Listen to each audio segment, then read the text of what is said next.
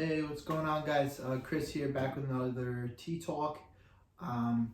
So tonight I'm drinking another tea from Kettle, but it's a little bit special since I actually have met the tea producer before. So earlier this year, Zach from Kettle put out a book called Stories of Japanese Tea, the Regions, the Growers, and the Craft. I was super excited for him, and I went to the release of it in the city, but my mom actually got it for me for Christmas without knowing that I already had it.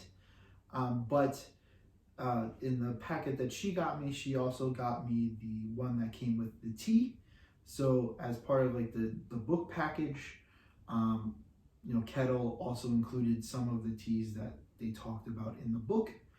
So this is from chapter 4, the Sencha chapter. And this is Shimizu Sencha, produced by Jiro Katahira-san. And like I said, I had an opportunity to meet Katahira-san about 3 years ago now, or 4 years ago. So I'll get into that a little bit later. But so this Shimizu Sencha is a single cultivar. So this guy, Katahira-san, produces only single cultivar teas. So again, a cultivar is like the species of tea plant. Sort of, if you're familiar with wine, you might know that that term, cultivar. So there's different kinds of grapes or different species of grapes that are used in wine. It's the same thing in tea. And this guy, Katahira-san, has over 20 different cultivars in his fields and that he produces tea with. So this one is from, he is from Shizuoka, and I believe the Shimizu is like the local town, so it's probably named after the local town. But he produces tea in a region called Ryoguchi, and this is a very mountainous area of Shizuoka. If you look online, there's like a couple different tea companies that offer tea tours of their tea fields. Katahira-san is not one of them, I don't think, but they often build like platforms in their tea fields where you can take pictures or you can get your wedding photos taken because it's like a beautiful site. You're in the mountains, you can look over the tea fields, and Mount Fuji is in the background most of the time. So it's a real like tea rich area. So I would like to go there one day. But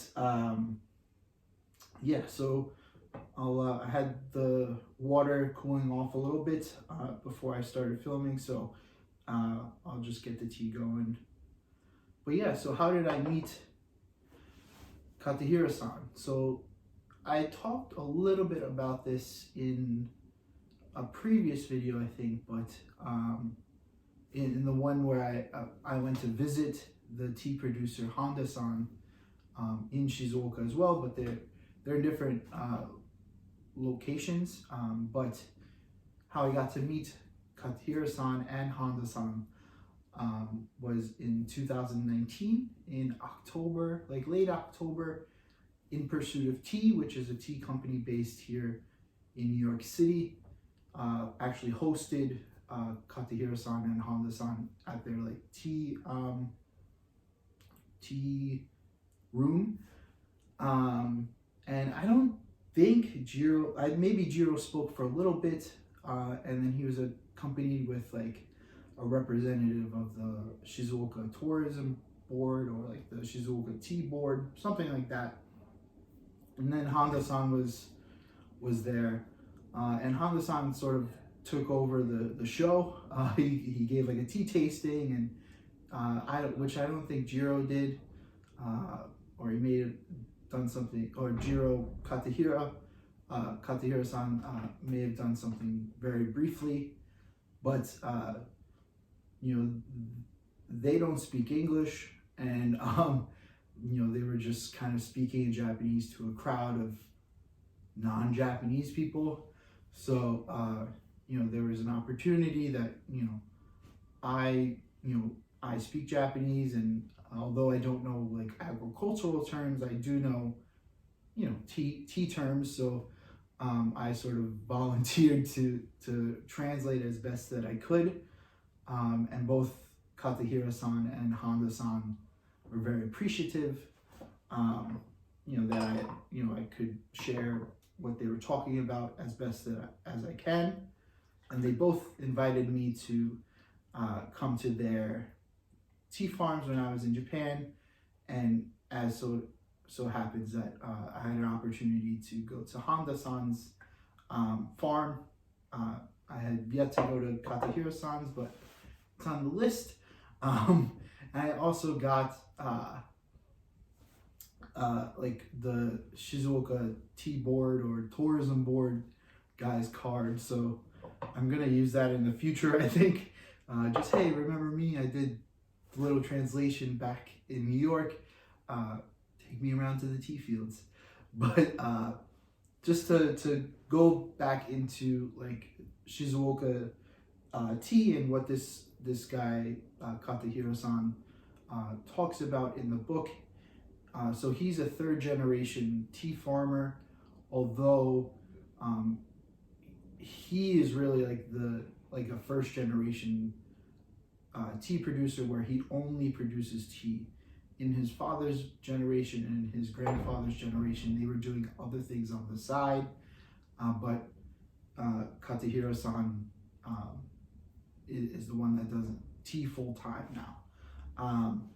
And in the book, he's asked, what makes like your tea or the tea from your area, special, and why does it taste so good? And he's located very high in the mountains, like I said, and he said that there's a couple different factors. There's the agricultural factors, so the soil, like the natural soil where the tea plants are grown, and he uses very little fertilizer, so he allows the natural stuff in the ground to get into the tea plants. And it's also regional preference. So Shizuoka does produce a lot of fukamushi tea, so that deeply steamed sencha. But for Katahira-san, he does very lightly steamed teas, which people from his area and what he prefers, that's what they prefer, and that's what he thinks brings out the best flavor of the tea. And it also allows, when you lightly steam it, there's the natural fragrance of the soil and of where it's the tea plant is grown, can come out a little bit more, as opposed to when you deeply steam the tea, you sort of lose that fragrance.